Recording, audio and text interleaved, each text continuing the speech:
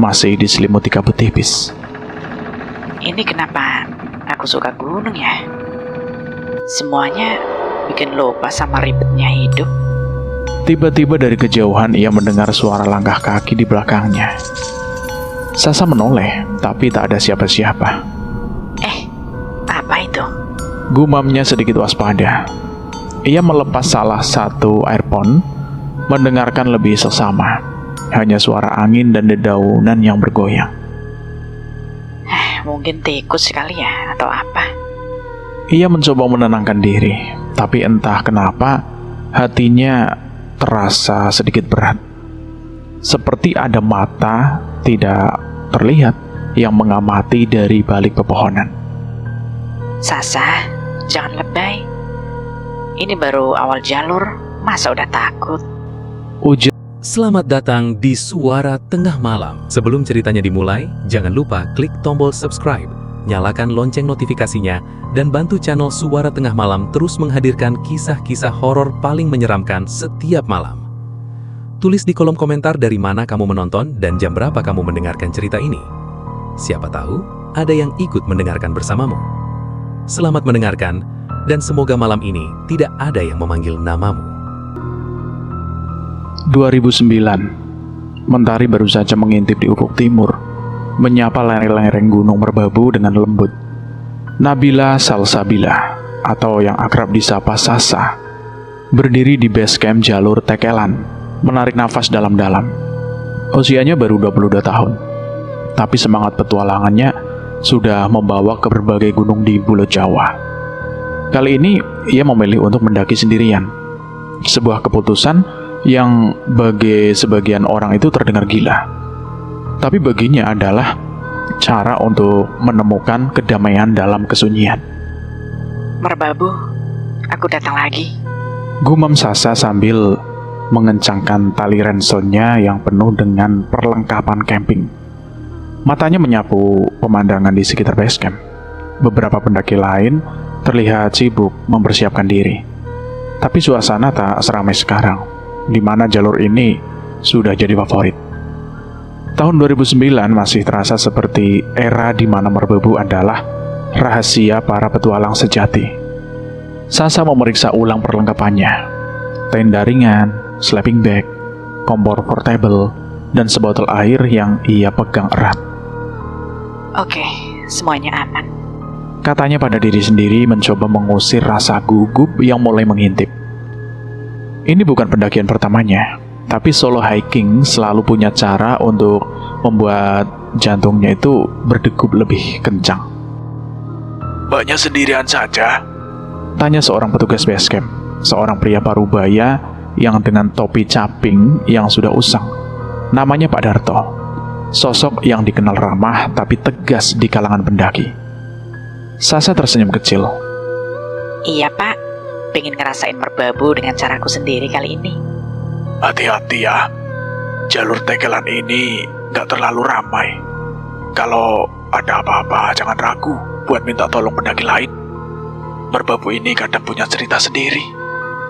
Tenang pak, aku udah biasa. Peta, kompas, semuanya udah siap. Lagi pula aku cuma mau ke Puncak Sarif, nggak sampai ke Puncak Genteng Songo. Baguslah, tapi tetap jangan anggap remeh gunung ini. Kalau ada apa-apa, balik ke base camp ya, ujar Pak Darto sambil menyerahkan buku log pendakian untuk Sasa tanda tangani. Iya pak, terima kasih nasihatnya. Jawab Salsa mencoretkan tanda tangan dengan cepat. Ia lalu melangkah menuju pintu masuk jalur, di mana pepohonan pinus mulai menyambutnya dengan aroma segar dan suara angin yang berbisik pelan. Langkah pertamanya di jalur Tekelan terasa ringan. Udara pagi yang dingin menyapa kulitnya, membuatnya merasa hidup. Ini dia Sasa, waktunya petualangan. Katanya mencoba membangkitkan semangat, tapi di sudut hatinya ada sedikit rasa kesepian yang mengintai. Ia terbiasa mendaki bersama teman-teman, mendengar canda tawa, atau berdebat soal rute. Kali ini hanya ada dia, ranselnya, dan gunung yang menjulang di depannya. Sendirian itu nggak apa-apa kan?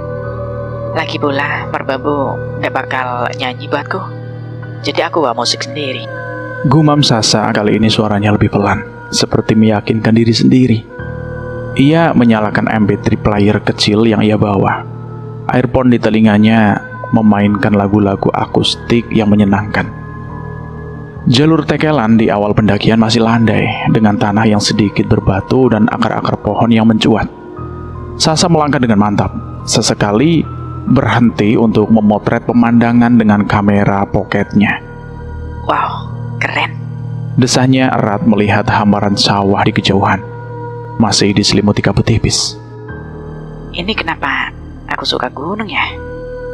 Semuanya bikin lupa sama ribetnya hidup. Tiba-tiba dari kejauhan ia mendengar suara langkah kaki di belakangnya. Sasa menoleh, tapi tak ada siapa-siapa. Apa itu? Gumamnya sedikit waspada.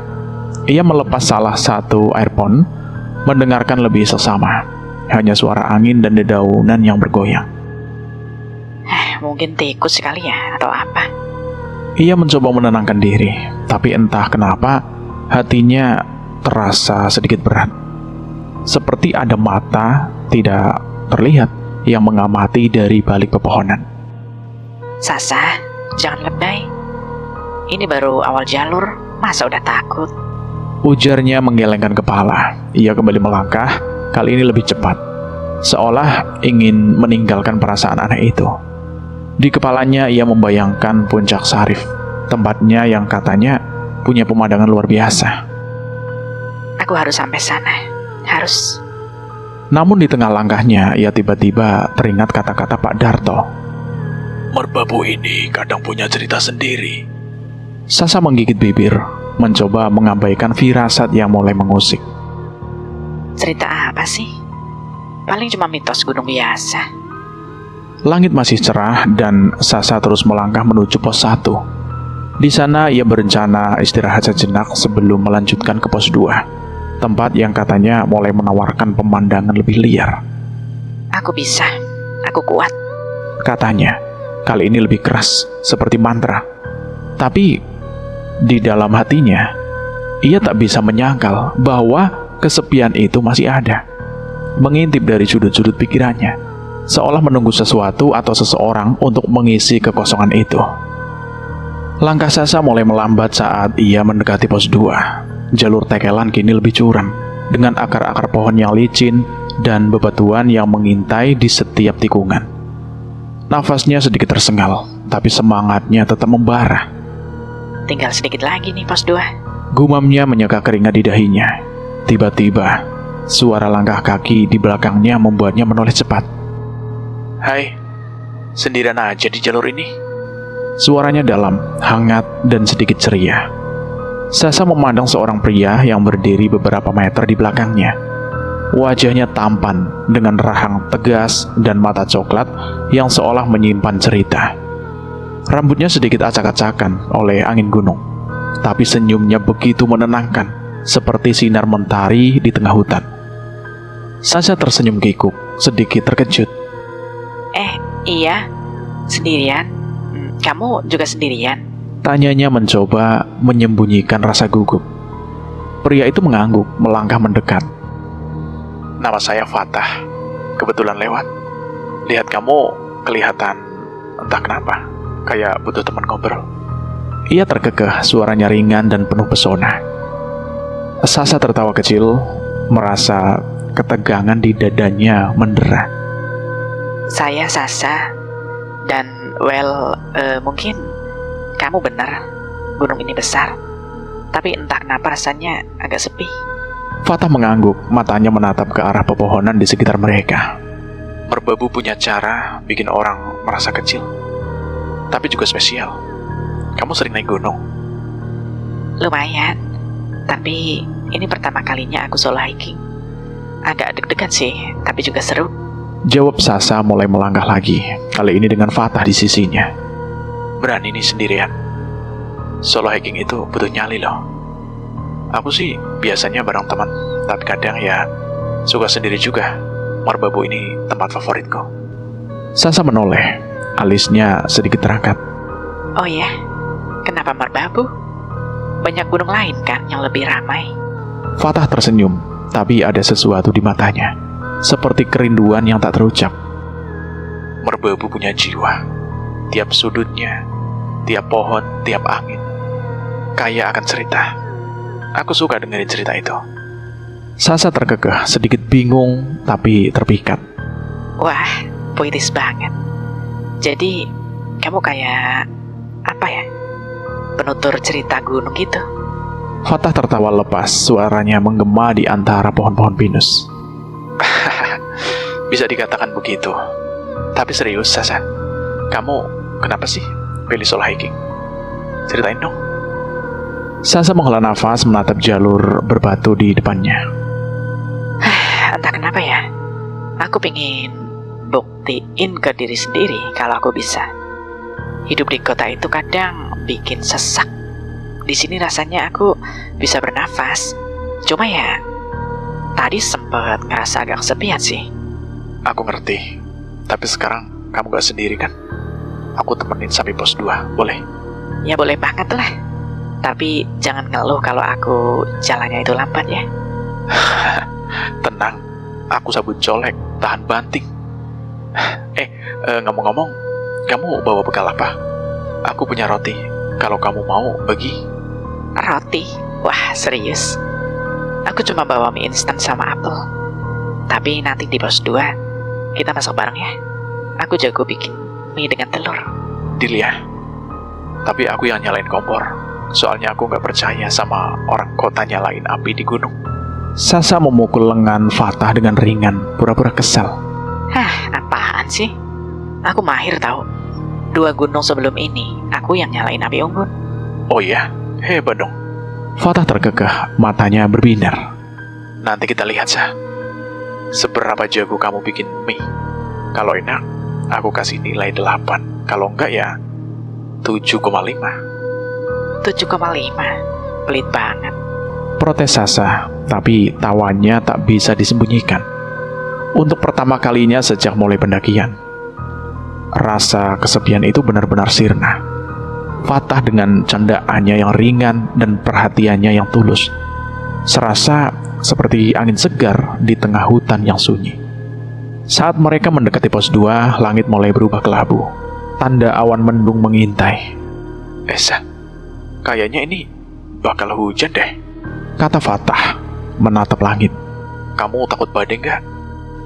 Sasa menggeleng meski hatinya sedikit bergetar. Nggak takut lah, asal ada teman. Badai apapun aku hadapi. Fatah tersenyum, tapi kali ini senyumnya terasa berbeda. Seperti ada rahasia yang ia simpan. Baguslah. Aku suka pendaki yang berani. Ayo, kita ke pos 2 dulu. Cari tempat berteduh. Mereka melangkah bersama. Obrolan mereka mengalir begitu alami, seolah mereka sudah kenal bertahun-tahun. Sasa tak tahu bahwa pertemuan ini yang terasa begitu hangat dan nyata akan menjadi awal dari sesuatu yang akan mengubah hidupnya selamanya. Sasa dan Fatah tiba di pos 3 saat senja mulai menyapa, mewarnai langit merbabu dengan semburat oranye dan ungu. Udara dingin mulai menggigit, tapi kehadiran Fatah membuat Sasa merasa hangat. Mereka memilih sepetak tanah datar di dekat sebatang pohon pinus tua untuk mendirikan tenda. Di sini bagus, nggak terlalu terbuka, kata Fatah menjatuhkan ransel dengan santainya. Kamu pegang tiang tenda, aku yang pasang tali ya. Sasa mengangguk, sedikit kagum dengan kelincahan Fatah. Wah, kamu kayak udah hafal banget ya jalur ini. Sering banget ya kamu ke Merbabu? Tanyanya sambil memegang tiang tenda, menatap Fatah yang sibuk mengikat tali ke patok. Fatah tersenyum kecil, tangannya cekatan. Ya bisa dibilang, Merbabu ini kayak rumah kedua. Tiap sudutnya punya kenangan. Suaranya lembut tapi ada nada nostalgia yang membuat Sasa penasaran. Kenangan? Kenangan apa sih? Ceritain dong. Pinta Sasa setelah bercanda. Ia duduk di atas batu besar, menatap Fatah yang kini memeriksa kekencangan tenda. Fatah terkekeh menghindari tatapan Sasa sejenak. Nanti aja, Sa. Sekarang kita fokus bikin markas dulu. Lapar gak? aku bawa sarden kalengan. Cocok sama mie kamu. Sasa tersenyum. Ide bagus. Aku yang masak ya. Tapi kamu janji nggak ngeluh kalau rasanya keasinan. Keasinan? Aku sih santai, asal jangan gosong.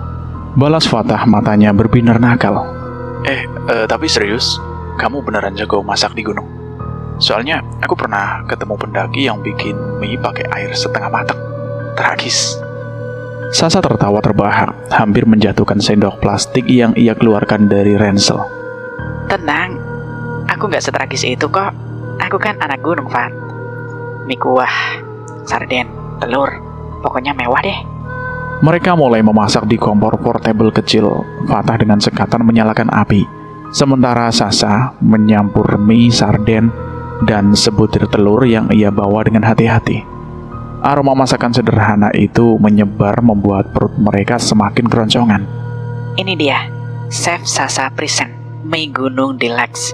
Ujar Sasa sambil menyodorkan mangkuk aluminium ke Fatah. Fatah mencium aroma masakan itu, lalu menyeruput kuahnya dengan hati-hati. 8,5. Katanya mengangguk puas. Lumayan sah, kalau ada cabai rawit bisa 9. Pelit banget sih nilai 8,5. Protes Sasa, tapi tawanya pecah lagi. Mereka makan bersama di bawah langit yang kini mulai bertabur bintang. Suara kayu bakar yang sesekali berderit dari api unggun kecil menambah suasana hangat. Setelah makan, mereka duduk di dekat api unggun. Sasa memeluk lututnya, menatap api yang menari-nari. Fatah, kamu beneran suka banget sama merbabu ya? Apa sih yang bikin kamu balik lagi ke sini terus? Fatah menatap api, wajahnya diterangi cahaya jingga. Di sini, aku merasa bebas. Gak ada yang nuntut, gak ada yang ngatur. Cuma aku, gunung, sama angin. Sasa, kamu pernah merasa gitu gak? Sasa mengangguk pelan, hatinya tersentuh. Iya, aku ngerti. Makanya aku suka naik gunung. Rasanya kayak ketemu diri sendiri. Tapi jujur, tadi pagi aku sempat ngerasa sepi. Untung ketemu kamu. Senang bisa nemenin. Kamu gak boleh sendirian di Merbabu. Gunung ini kadang suka bikin orang lupa diri. Lupa diri? Maksudnya apa? Gak apa-apa. Maksudku, pemandangannya itu bikin lupa waktu. Ayo, kamu tidur dulu. Aku jaga malam ini, biar kamu istirahat. Serius? Kamu gak capek? Aku biasa begadang di gunung. Jawab Fatah, suaranya penuh keyakinan. Lagi pula, aku gak mau chef kita ini kecapean. Besok kan masih lanjut ke puncak. Sasa tersenyum, hatinya berbunga-bunga. Makasih ya, Fatah. Kamu baik banget. Fatah hanya mengangguk, matanya kembali ke api unggun. Tidur, Sah. Besok kita sambut matahari di puncak.